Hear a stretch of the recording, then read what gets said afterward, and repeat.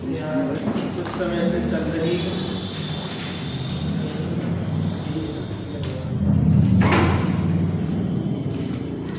पिछली कक्षा में हमने पढ़ा था, ख्याल है क्या पढ़ा था? पिछली कक्षा में हमने पढ़ा था कि अतीन्द्रिय ज्ञान सर्वज्ञ होता है। मतलब जो पूरी हम चर्चा का अपना सार देखें तो उसमें ये समझा रहे थे कि जो भी अतीन्द्रिय ज्ञान होगा वो सर्वज्ञ ही होगा, मतलब अतीन्द्रिय ज्ञान सबको जानने वाला ही होगा। ठीक है, ये हमने देखा था। इसे तरह तरह की बातों से, उदाहरणों से यहाँ पर समझाया था। अलग अलग विषयों के माध्यम से यहाँ पर इसी बात की सिद्धि की गई थी कि जो ज्ञान है यदि अतीन्द्रिय है तो सबको जानेगा ही जानेगा, अधूरा नहीं जानेगा। ठीक है, अब जो आज हमें चर्चा करनी है, आज देखो एक बार हम पुनः पढ़ते हैं पृष्ठ क्रमांक 72 पर सबसे नीचे एक बार देखो। 72 पर सबसे नीचे विगत गाथा में यह बताया गया है कि अतीन्द्रिय ज्ञान, शायिक ज्ञान, केवल ज्ञान, जो ये मतलब तीनों एक ही बातें हैं। तीन शब्द अलग अलग बोले हैं, तीनों एक ही। अतीन्द्रिय ज्ञान, शायिक ज्ञान, केवल, एक ही बात है, बस तीन नाम अलग अलग ले दिए। तो ये तीन मतलब ये क्या, ये तात्कालिक, अतात्कालिक, विचित्र, विषम, ऐसे सभी प्रकार के पदार्थों को सर्वात्म प्रदेशों से एक साथ जानते हैं।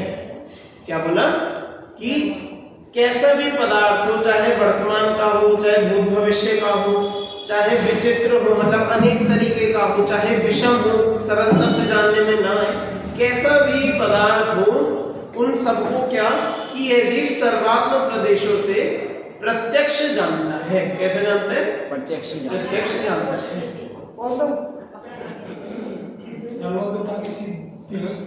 हाँ, सर्वज्ञता की अतीन्द्रिय ज्ञान में सिद्धि करी है कि भैया अतीन्द्रिय ज्ञान सर्वज्ञ ही होता है, ऐसे यहाँ पर बताया था।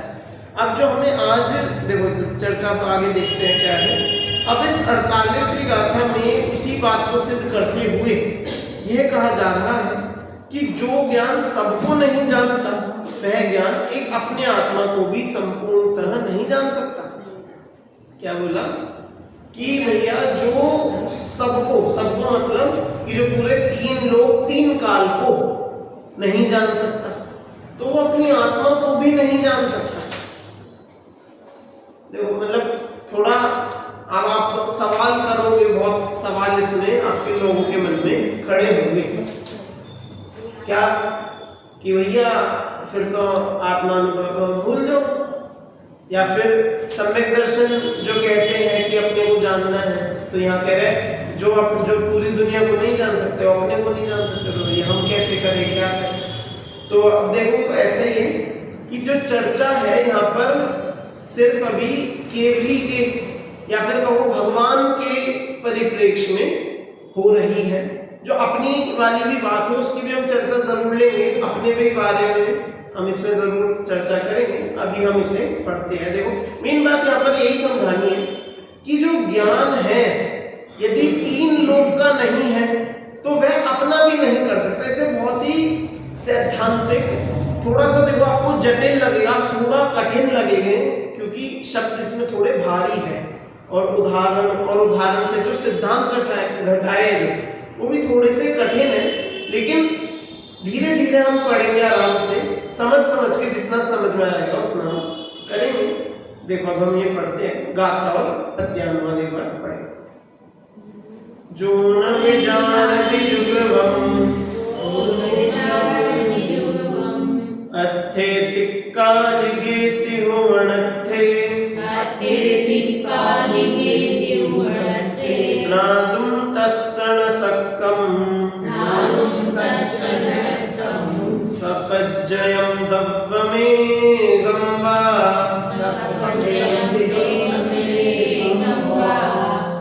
जाने नहीं युगपद त्रिकालिक अर्थ जो त्रैलोक्य के वे जान सकता है नहीं पर्याय सहित के द्रव्य को। बिल्कुल जो ऊपर उत्थानिका में बात थी, बिल्कुल बस वही बात वापस कही गई है, गाथा वही है।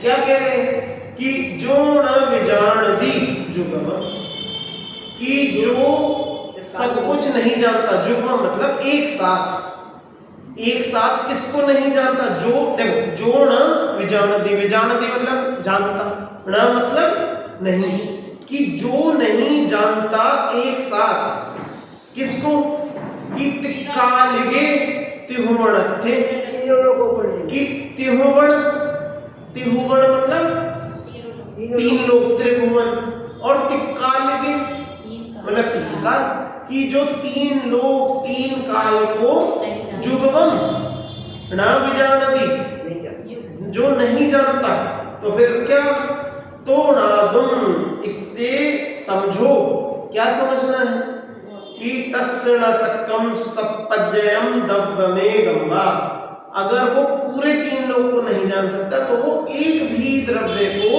नहीं जान सकता। देखो ये बोलो ना, दव्यम एगम, कि एक द्रव्य को भी सपज्जय मतलब पर्यायों सहित, न सक्कम न जानने में शक्य नहीं है, जान सकता नहीं। अब देखो गाथा का सरलार्थ में बोलता हूँ, बिल्कुल बहुत आज ध्यान से आराम से सुनना, ठीक है। यहाँ गाथा में बोला कि जो जीव तीन लोक तीन काल को एक साथ नहीं जान सकता, जो जीव तीन लोक तीन काल को एक साथ नहीं जान सकता, तो वह जीव एक द्रव्य को भी उसकी पर्यायों के साथ नहीं जान सकता। समझ में आया क्या बोल रहे? अब भैया आप तो कह रहे थे यहाँ तो आत्मा को नहीं जान सकते, एक द्रव्य कह रहे हैं, आपने तो बात घुमा दी, यहाँ तो कह रहे एक द्रव्य को नहीं जान सकता। तो अब यहाँ अपने को समझना यही है कि इस जगत में एक द्रव्य क्या है, ये कह ना कि एक द्रव्य को भी नहीं जान सकते। अब एक द्रव्य क्या है, अब एक द्रव्य से तो हम कहेंगे कि किसी एक पुद्गल को ना जानने पाते सब, यहाँ कह रहे हैं कि एक को भी नहीं जान सकता, किसी को भी नहीं जान सकता, जो तीन लोग तीन काल को जो ज्ञान नहीं जान सकता, है ना। अब भैया वो एक को भी नहीं जान पाएगा तो अपनी आत्मा को जान लेगा क्या? एक को अपनी आत्मा की तो बात है। हाँ, कि अब किसी को भी तो जान नहीं पा रहे तो आत्मा कहाँ से जान लेंगे, जब कुछ भी नहीं जान पा रहे तो आत्मा को भी कैसे जानेंगे। यहाँ पर इस तरह से कह रहे हैं। अब भी देखो मैं कहूँगा पूरा समझ में नहीं आया, ठीक है, मैं कहूँगा ये बात कि अभी बिल्कुल ढंग से क्लियर आपको समझ में नहीं आया होगा।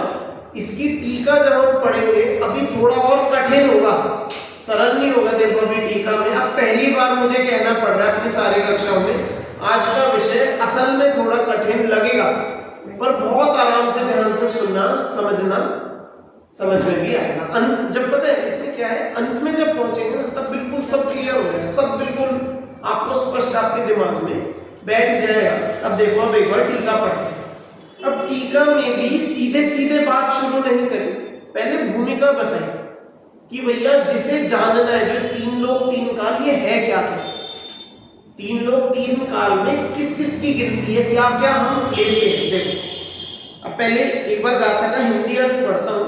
देखो जो तीन काल और तीन लोक के सभी पदार्थों को एक ही साथ नहीं जानता, भैया जो तीन लोक तीन काल को एक साथ नहीं जान सकता वह पर्यायों सहित एक द्रव्य को भी नहीं जान सकता। अब वो तीन लोक को नहीं जान पा रहा तो एक को भी नहीं जानेगा। यहाँ इतना गाथा में कहा है।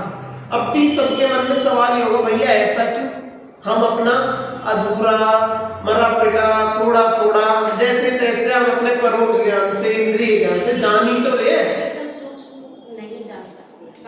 सूक्ष्म छोड़ो, अभी तो यहाँ कह रहे कि नहीं जानेगा, यहाँ थोड़ा ज्यादा।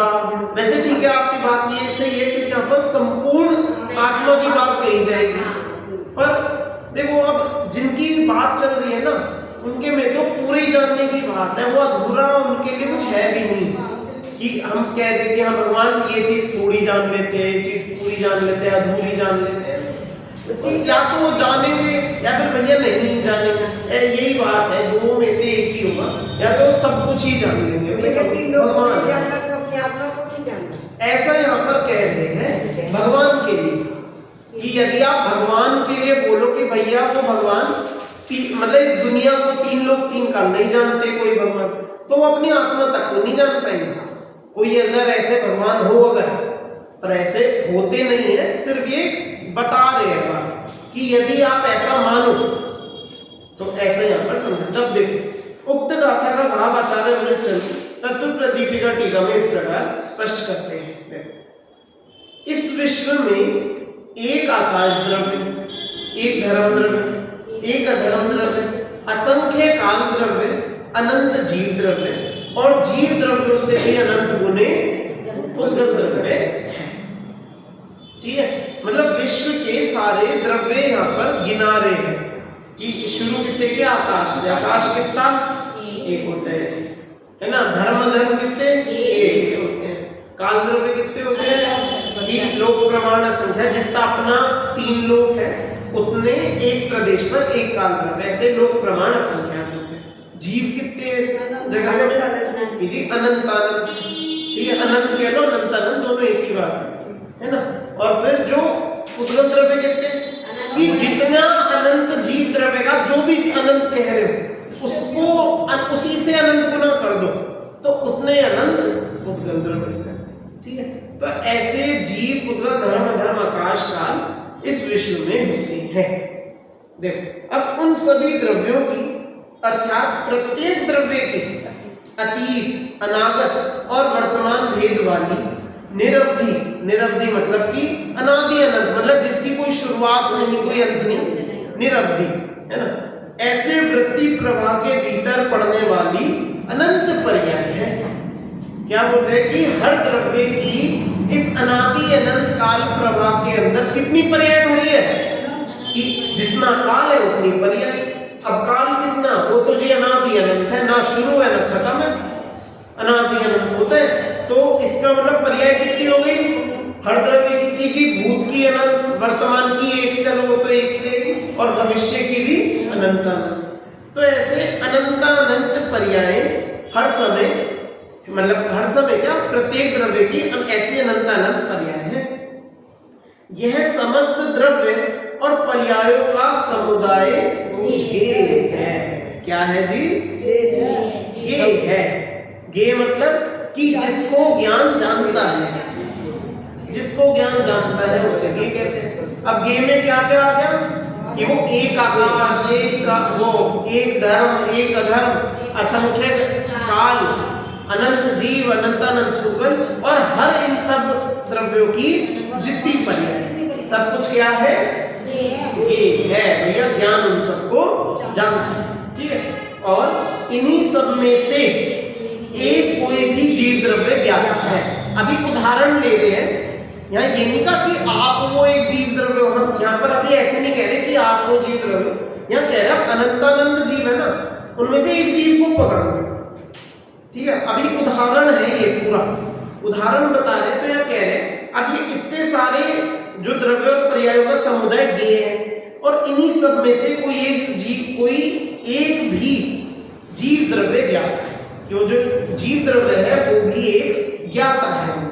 ठीक है, अब उस एक जीव द्रव्य को अपन पकड़ लो। ज्ञाता का मतलब कि इन सब गेयों का ज्ञाता है नहीं, अभी कह रहे कि किसी एक को पकड़ो।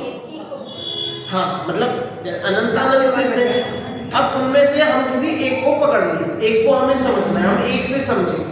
तो ये कह रहे हैं अब अनंत गे है, द्रव्य अनंत, पर्याय अनंत, तो वे सब क्या है, गे है। और उन गेयों के ज्ञाता कौन, कि वो कोई एक जीव, कोई भी एक जीव। ठीक है, किसी भी एक जीव की यहाँ इस समय बात कर रहे हैं, मतलब ऐसा कि कोई व्यक्ति विशेष, कोई हमारी आपकी, या कोई महावीर भगवान की, या सिर्फ आदि, ऐसे नाम लेके बस कोई भी एक पकड़ है ना।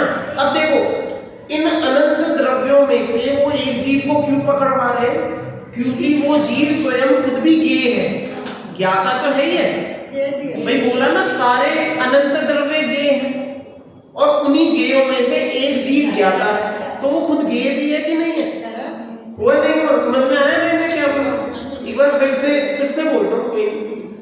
देखो यह बता रहे हैं कि अनंत अनंत द्रव्य और उनकी सारी की सारी पर्याय क्या होती है, ये होती है, मतलब ज्ञान उनको जानना है। अब उन्हीं सब द्रव्यों में से एक जीव द्रव्य भी है, और उन सारे अनंत जीव द्रव्यों में से एक कोई जीव ऐसा पकड़ो जो इन सबको इस समय जान रहे, इन सारे ज्ञेयों को जान रहे, किसी भी एक जीव को अपन ने ले लिया, पकड़ लिया उदाहरण। अब देखो, अब यहाँ पर एक्सप्लेन करेंगे इस बात को कि कैसे यदि वह जीव इन सबको जानेगा तो ही अपनी आत्मा को जानने वाला होगा, और अगर इन सबको, इन अनंत ज्ञेयों को नहीं जानेगा तो वो अपनी आत्मा को भी नहीं जान पाएगा। ये यहाँ पर अब समझेंगे। अब समझ में आया थोड़ा गाथा का विषय क्या है, थोड़ा सा आया अब समझ में? लेकिन फिर जो ये बात हो रही है वो केवली के लिए होती है कि देखो यहाँ बोला ना, वो जीव द्रव्य ज्ञाता है, ये जीव द्रव्य ज्ञाता वाला, जो इन सब अनंत ज्ञेयों का ज्ञाता, ऐसे जीव द्रव्य की बात हो रही है, तो केवली की ही बात है। हाँ, केवली की बात है, इसमें कोई हमें कोई दो राय नहीं। ठीक है, समझ में आया ना अब तो? अब और कोई यदि सवाल हो अब भी हम करके फिर आगे हम बढ़ेंगे। अब आगे फिर देखते हैं। देखो, अब उदाहरण दे रहे हैं वापस से। अब यहाँ जिस प्रकार समस्त दाह्य मतलब जो चीज जलती है, ईंधन, कोई भी ईंधन जो जलता हो, जो जल सकता हो, ऐसा कोई भी दाह्य। अब यहाँ पर कोई भी दाह्य नहीं करे, यहाँ कह रहे समस्त दाह्य। यहाँ क्या कह रहे हैं? समस्त दाह्य मतलब सब कुछ जलने वाला जो कुछ भी है इस जगत में, सब कुछ। तो जिस प्रकार समस्त दाह्य मतलब ईंधन को जलाती हुई अग्नि, दाह्य को कौन जला, मतलब ईंधन को कौन जलाता है? कि आग जलाती है, आग से जलते हैं ईंधन, है ना? तो उसको जलाती हुई अग्नि समस्त दाह्य जिसका निमित्त है, ऐसे समस्त दाह्याकार पर्याय रूप परिणमित। अब देखो यहाँ पर अब सबकी यहाँ चक्कर आ जाएंगे बिल्कुल। अब यहाँ पर शब्द ऐसे इधर उधर है, जल्दी बहुत आराम से मैं आपको पहले सारे शब्दों के अर्थ बता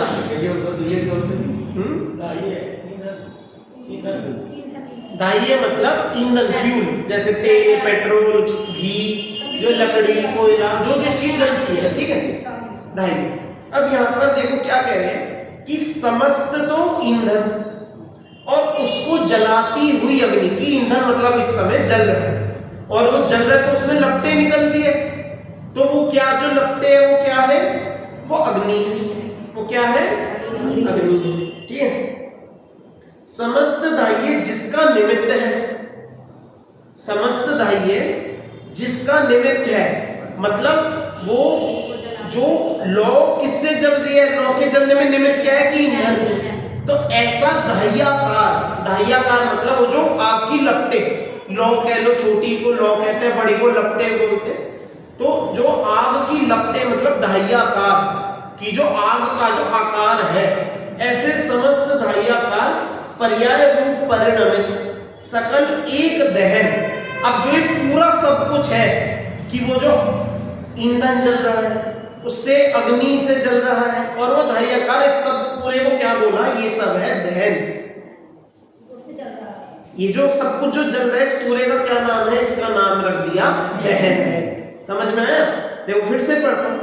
ऐसे समस्त दाह्याकार पर्याय रूप परिणमित सकल एक, ये जो पूरा है, सकल मतलब पूरा और एक, ये पूरा मिला के जो एक दहन है ना? तो एक दहन जिसका आकार,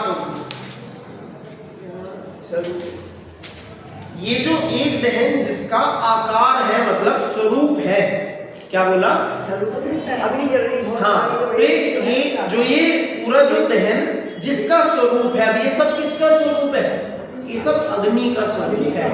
ये सब जो जलने का काम हुआ, उससे आग निकली, गर्मी बढ़ी, उससे और फैली, ये सब कहाँ से हुआ? किसका किया धरा है? सब कुछ अग्नि का किया धरा है। ऐसे एक अपने रूप अग्नि रूप परिणमित होती है। जो पूरी दहन क्रिया है वो अपने वो अग्नि ही है।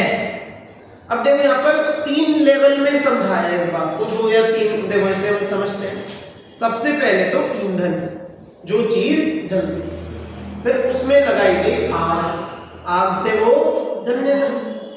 आग से जलने लगी तो आग का आकार आया, वो जो पूरा दहन है। और उस पूरे को हम क्या कहते हैं कि उस पूरे को हम दहन कहते हैं। और ये सब किस रूप मतलब किससे हो रहे हैं, किसका कार्य है कि ये अग्नि रूप है। अब जैसे कोयला होगा तो हम जलता हुआ कोयला तो हम उसे क्या बोलेंगे कि आग है, ठीक है। कहीं सिर्फ लपट होगी, जैसे गैस जलाते हैं घर में तो गैस में कोई ईंधन ऐसे दिखता तो है नहीं, कोई लकड़ी पत्थर जल रहा हो, कोई लकड़ी कोयला कुछ जलता है, गैस दिखता नहीं, उसे क्या उसे हम सिर्फ आग ही बोलते हैं, समझे। तो जैसे जो कुछ भी जल रहा है सबको हम क्या बोलते हैं, अग्नि। ये सब क्या है, आग है, अग्नि है। समझ में आया थोड़ा सा। अब जब मैं इसका सिद्धांत बताऊंगा थोड़ा सा उदाहरण आपके दिमाग में फिर बदलेगा पर समझ में आएगा। अब देखो देखो उसी प्रकार अब बिल्कुल जैसा उदाहरण समझाया था ना, सिद्धांत वैसे ही वैसा घटेंगे। उसी प्रकार समस्त ज्ञेयों को जानता हुआ ज्ञाता आत्मा।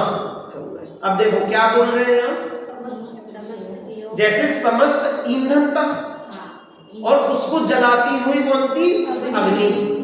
ऐसे यहाँ पर समस्त क्या है, ज्ञेय है कि सारे अनंतानंद द्रव्य और उनके अनंत पर्याय वे सब ज्ञेय, और उनको जानता हुआ ज्ञाता आत्मा, उन सबको जानता हुआ। जैसे वहां तो आग जला रही थी और यहाँ आत्मा क्या कर रहे हैं, इन सब पदार्थों को, इन सब ज्ञेयों को जान रहा है, ठीक है।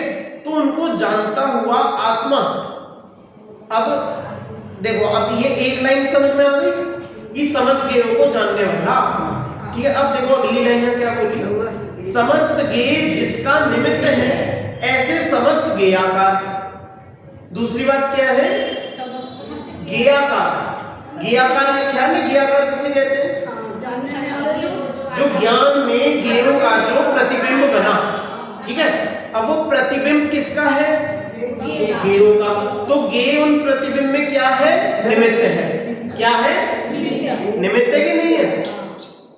ये याद है विषय वैसे कि आप लोग को नहीं है, थोड़ा कंफ्यूजन होगी इसमें, नहीं ये सब हमने पीछे पढ़ा है।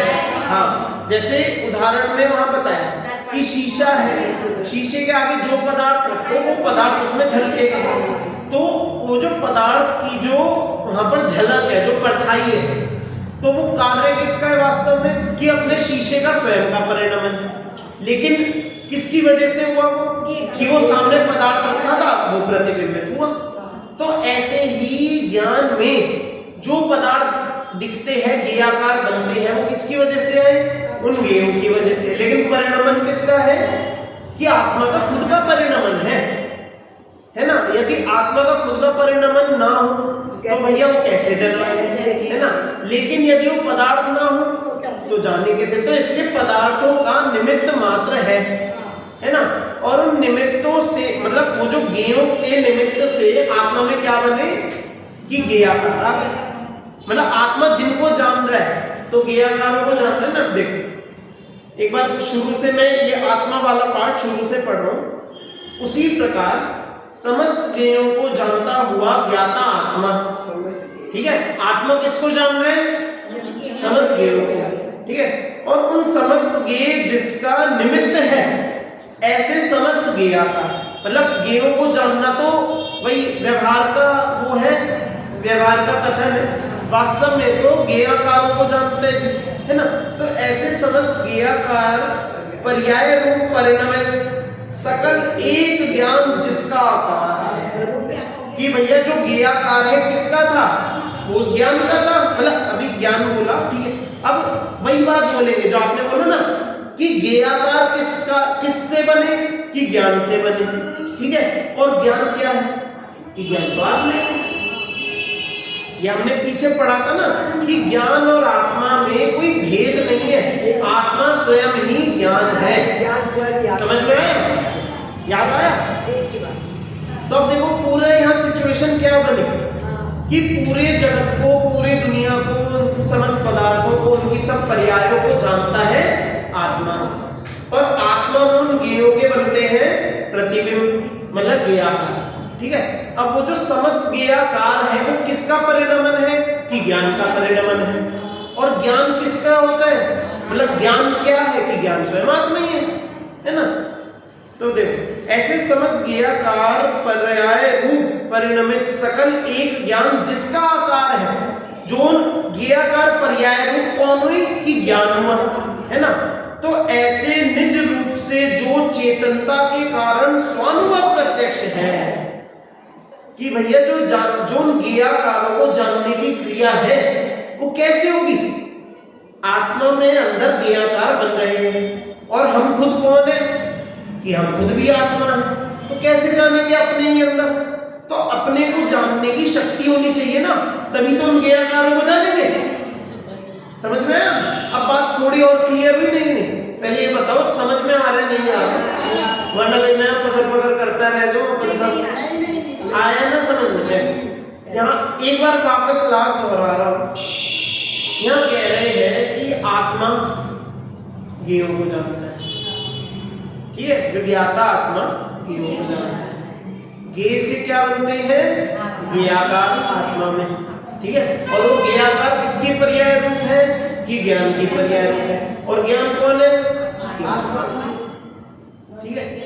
घूम फिर के वहीं मतलब कहने का मतलब जो पहली लाइन बोली ना कि आत्मा ज्ञेयों को जानता है, असल में आत्मा का पर ज्ञेयों से वैसे कोई संबंध नहीं हो रहा। आत्मा तो अपने अंदर झलकते हुए उन प्रतिबिंब को जान रहा है। तो शॉर्ट में हम कहें किसको जान रहे हैं कि आत्मा वो खुद को ही जान रहे हैं। आत्मा अपने अंदर झलकते हुए प्रतिबिंब को जान रहे हैं ना, तो अपने अंदर प्रतिबिंब है, उन्हें कैसे देखें कि जब वो खुद को जानेगा तो ये तो उन प्रतिबिंब को देखेगा।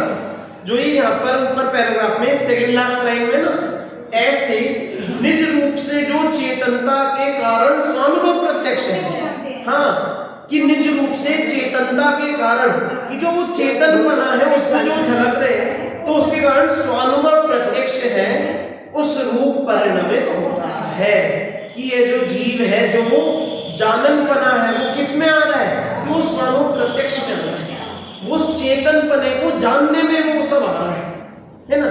वस्तुतः द्रव्य का ऐसा स्वभाव है। तो ये तो सत्य है, जो ये पूरा अभी जितना समझा है ना, ये तो सत्यार्थ कथन है, प्रमाण कथन है, ये तो बिल्कुल सच बात है। लेकिन गाथा में क्या कह रहे थे कि जो तीन लोग तीन काल को नहीं जानेगा वह उस एक द्रव्य को भी नहीं जानेगा। अभी तो यहाँ पर सच्ची बात बताई है कि देखो तीन लोग को जानता है, तो कैसे जानता है, अपनी आत्मा को जानने के बाद ही जानता है। जब अपनी आत्मा को जानता है तो उसके थ्रू ही पूरा संसार, सारी पर्या उसके थ्रू ही दिखती है, वरना नहीं दिखती। तो अब वो जो अगला पैराग्राफ है इसमें यही समझाएंगे कि यदि ऐसे सब अपनी इन आत्मा में ये सब ना दिखे, ना बने और अपनी आत्मा को जानता ही ना हो, तो भैया फिर कैसे जानेगा दुनिया को, और दुनिया को नहीं जानेगा तो आत्मा को क्या जानेगा, है ना। तो इस तरह से इस बात को यहाँ पर समझा रहे हैं। ऐसे टेक्निकल, देखो कितना लॉजिकल, बिल्कुल स्पष्ट बात बताई है, समझ में आई, बिल्कुल सटीक उदाहरणों से, बिल्कुल एग्जैक्ट लॉजिक देकर कि देखो सीधी बात है, जो जानेगा तो ऐसे ही जानेगा, वरना क्या जानेगा कि कुछ नहीं जानेगा। तो अगर पूरी दुनिया को जीव जानेगा तो अपनी आत्मा को भी जानेगा। ये यहाँ पर समझ, देखो आगे ये बात तो जो है 47वीं गाथा में आनी थी। हाँ, ये आगे की जो सर्वज्ञता है, अतीन्द्रिय है, केवल ज्ञान है, वो सब जो है तात्कालिक विषम परिस्थिति सबको जानता है। यहाँ जो है 48वीं बात में तो बिल्कुल उल्टा कर दिया। उल्टा तो वो हमारे लिए हो गया, हम तीन लोग को, तीन काल को एक साथ, एक पर्याय को हम नहीं जानेंगे तो हम आत्मा को भी नहीं जानेंगे। हमें यही बात बताई गई है। अभी आगे जाकर के फिर वही 47वीं गाथा की फिर सिद्धि करती हुई बात, उसकी फिर सिद्धि करेगा। बिल्कुल, जो सबको जानता है वो ये आत्मा को जानता है। हाँ, बस यही बात, मतलब देखो इसे नकारात्मक पक्ष से तो बोला कि जो नहीं जानता वो आत्मा को नहीं जानता, लेकिन कहना चाह रहे हैं ऐसा कुछ होता नहीं है कि भैया जो अपनी आत्मा को जानेगा वो तीन लोगों को अपने आप ही जान लेगा। कहना ही चाह रहे हैं, वो तो समझा रहे हैं कि भाई कोई आदमी खड़ा हो जाए कि जी हमारे भगवान दुनिया को तो जानते हैं लेकिन आत्मा को नहीं जानते, तो ऐसा तो मानेगा नहीं ना कोई। ऐसा कोई माने, अगर कोई मान ले, लड़ने आ जाए, है ना, तो उसके लिए ये बात समझा रहे कि भाई ये संभव नहीं है, ये चीज हो नहीं सकती, इतना यहाँ पर समझा है ना। तो सब ख्याल में आया ना सभी को। देखो कठिन जरूर है, लेकिन अपनी भाषा में देखो हम समझेंगे बहुत सरल है, फिर कुछ भी नहीं है। समझ में आया अभी वैसे? समझ देखो चल अब इसे हम आगे पढ़ते हैं। ये अभी टीका का ही चल रहा है। किंतु जो समस्त ज्ञेय को नहीं जानता कोई बात नहीं, वह आत्मा। अब हाँ कोई बात नहीं। अब भाई ऐसा एक आत्मा है जो अब समस्त ज्ञेय को नहीं जानता, तो वह आत्मा जिस प्रकार समस्त दाह्य को नहीं जलाती हुई अग्नि, समस्त धाह्य हेतु समस्त धाह्याकार पर्याय रूप परिणमित सकल एक दहन जिसका आकार है, ऐसे अपने रूप से परिणमित नहीं हुई। मतलब जो पीछे उदाहरण दिया था ना अग्नि का, कि भैया ईंधन है, उसमें आग लगाई है तो वो जल रही है, उसका एक दाह्याकार है, लेकिन वो सब है क्या कि वो सब दहन रूप अग्नि है। तो यहाँ कह रहे हैं कि एक ऐसी अग्नि जो जली ही नहीं, एक ऐसा ईंधन जिसमें आग लगी ही नहीं, उसे किसी ने जलाया ही नहीं, उसमें कोई दाह्याकार बना ही नहीं, तो किस बात की अग्नि? कि वो तो अग्नि है ही नहीं। क्यों नहीं है? क्योंकि वहां पर अग्नि लगा ही नहीं, है ना। वो तो भाई कुछ भी पड़ा रहे, जब तक आग नहीं लगी उसे अग्नि कैसे बोलेंगे, है ना। तो जैसे पीछे उदाहरण दिया था, बिल्कुल उसका विपरीत है कि अब ईंधन भी है और मान लो अग्नि भी अपने पास है, लेकिन वो उस ईंधन को नहीं जला। हाँ, कि जब तक उसे जलाएंगे नहीं तब तक वो आग उसे पकड़ेगी कैसे, उसे आग कहेंगे कैसे, है ना। तो ऐसे अपने रूप से परिणमित नहीं होती, नहीं होगी, है ना। तो उसी प्रकार समस्त ज्ञेय हेतु समस्त ज्ञेयाकार पर्याय रूप परिणमित सकल एक ज्ञान जिसका आकार है। क्या बोला? देखो फिर से पढ़ता हूँ, थोड़ा सा ये फिर से पढ़ता हूँ। उसी प्रकार समस्त ज्ञेय हेतु समस्त ज्ञेयाकार, मतलब ज्ञेयों से बनने वाले ज्ञेयाकार, है ना। ज्ञेयों से जो आत्मा के अंदर ज्ञेयाकार जो बनते हैं, तो ज्ञेयाकार पर्याय रूप परिणमित सकल एक ज्ञान जिसका आकार है। अब वो ज्ञेयाकार किसके बन रहे थे? ज्ञान के बन रहे थे, है ना। तो वे एक ज्ञान जिसका आकार है, वो ज्ञान किसका है? ज्ञान क्या है? कि ज्ञान खुदात्मा ही है। ऐसे अपने रूप में स्वयं चेतनता के कारण स्वानुभव प्रत्यक्ष होने पर भी परिणमित नहीं होता, अर्थात अपने को परिपूर्णतः अनुभव नहीं करता, नहीं जानता। कि यहाँ पर आप देखो, यहाँ पर जो ये बात बोली ना कि स्वयं चेतनता के कारण स्वानुभव प्रत्यक्ष होने पर भी, तो ये बात हम समझो कि समय सार से आई है। समय सार में आई ना कि आबाल गोपाल सभी जीव क्या कि सब अपने आप को हर काल प्रति समय हर प्रदेश में अपने आप को अनुभव कर रहे हैं। तो यहाँ पर बिल्कुल यही बात है कि सब जीव स्वयं का स्वानुभव प्रत्यक्ष चल रहा है, लेकिन ये ऐसा स्वानुभव प्रत्यक्ष होने पर भी परिणमित नहीं होता। हाँ, कि उस रूप वो परिणमन नहीं है, उसको जानने रूप अभी परिणति नहीं है, परिणमित नहीं होता, अर्थात अपने को परिपूर्णतया अनुभव नहीं करता, नहीं जानता। कि अब भैया जब तीन लोग को वह नहीं जानते, तो अब क्यों नहीं जानना तीन लोग को? क्योंकि वे अपने को भी नहीं जानते। इस प्रकार यह फलित होता है कि जो सबको नहीं जानता वह अपने आत्मा को भी नहीं जान सकता।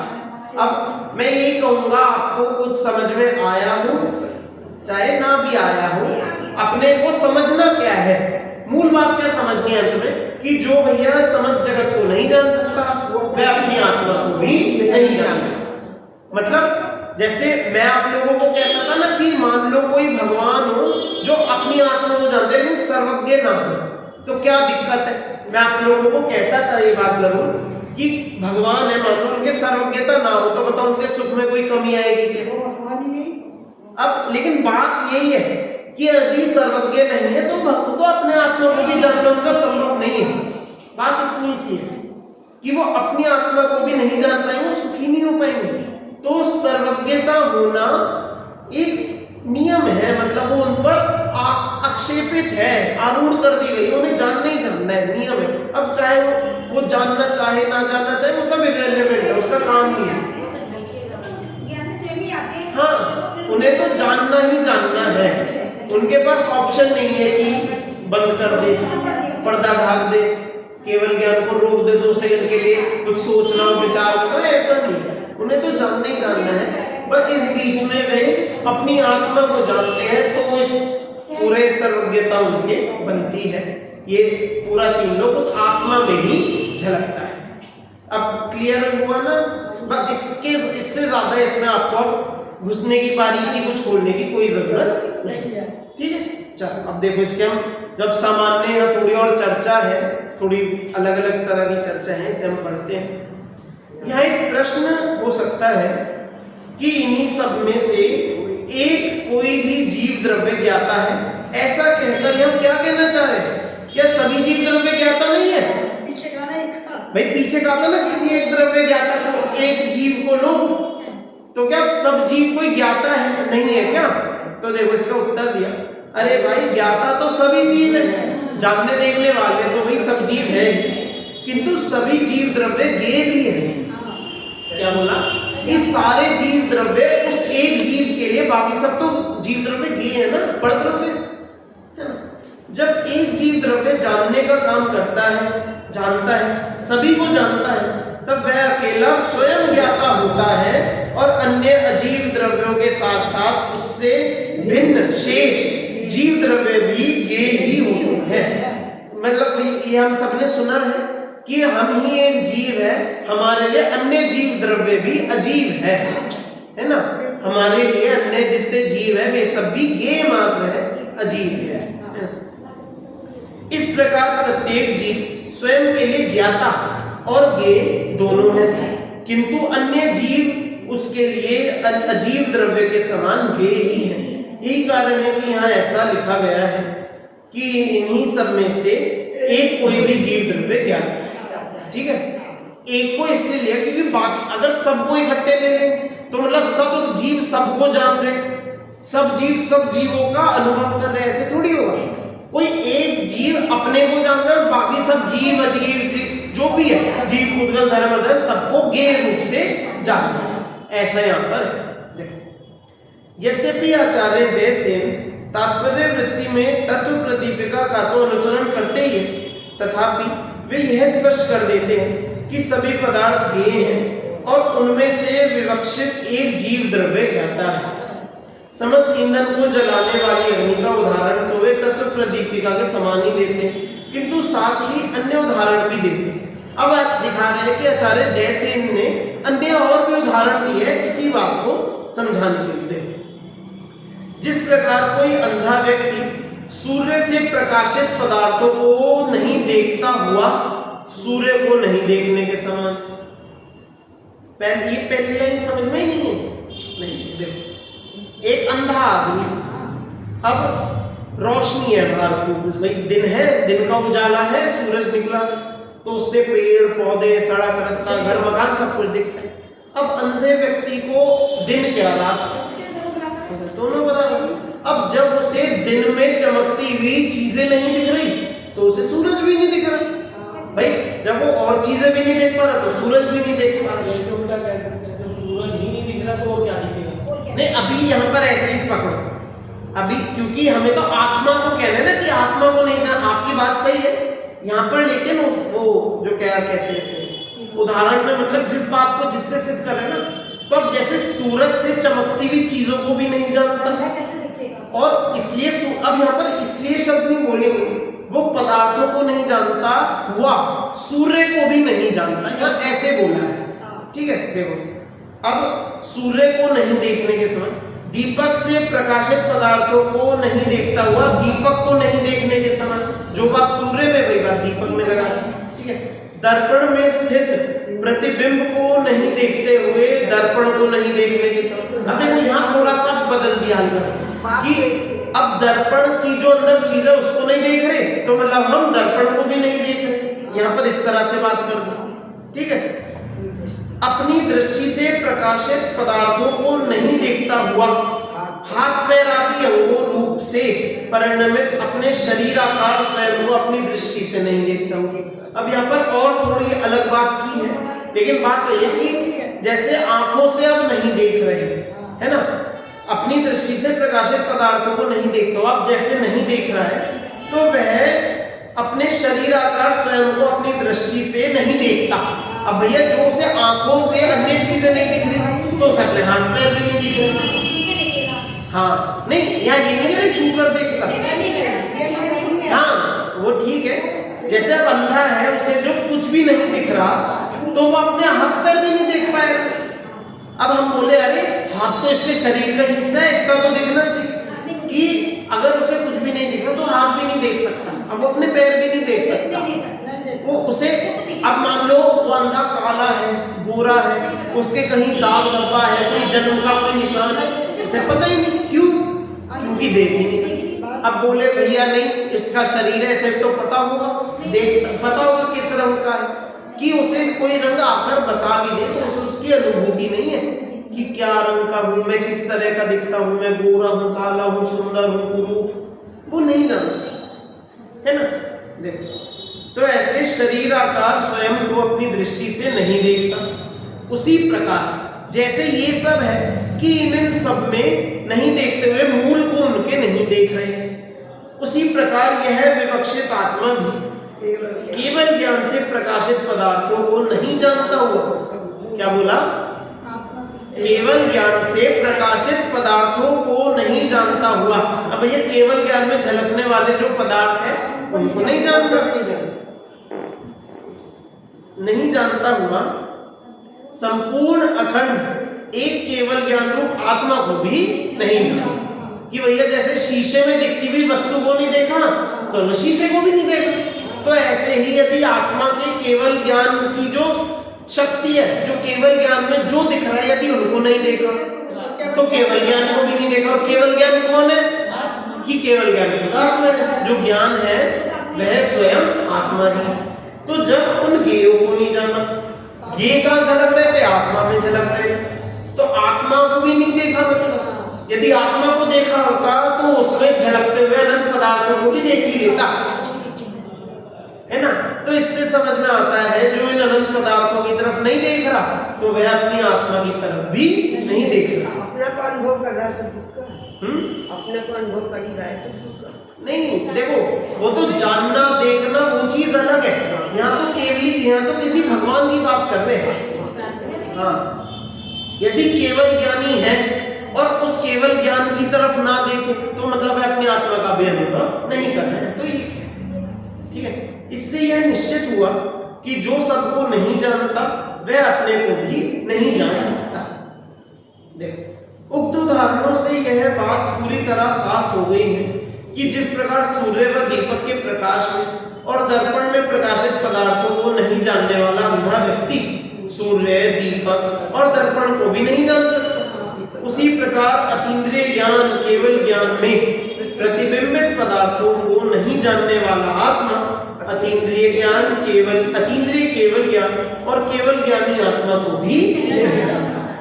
इस प्रकार विविध उदाहरणों के माध्यम से इस गाथा और उसकी टीकाओं में यह स्पष्ट किया गया है कि ज्ञान का स्वभाव कुछ ज्ञेयों को जानना नहीं है, अपितु सभी पदार्थों, उनके गुणों और उनकी पर्यायों को एक साथ एक समय में ही जानना है, जानने रूप परिणमना है।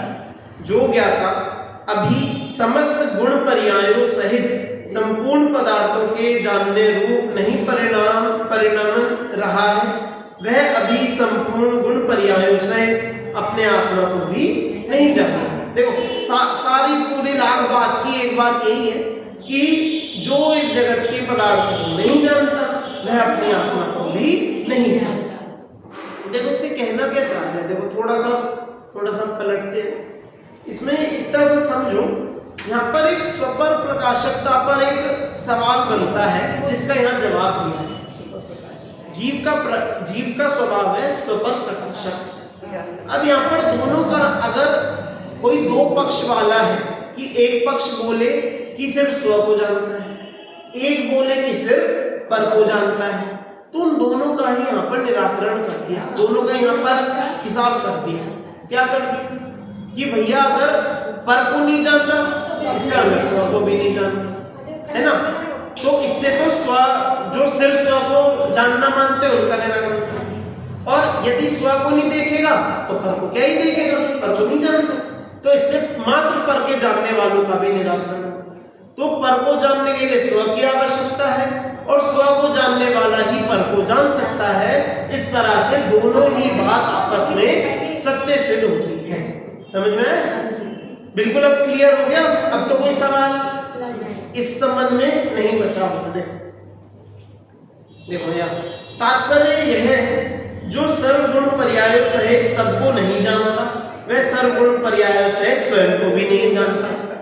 इसी प्रकार जो सर्वगुण पर्यायों सहित स्वयं को नहीं जानता वह सर्वगुण पर्यायों सहित पर को भी नहीं जान सकता, क्योंकि स्वपर को सर्वगुण पर्यायों सहित जानना एक साथ ही होता है, केवल ज्ञान में ही होता है।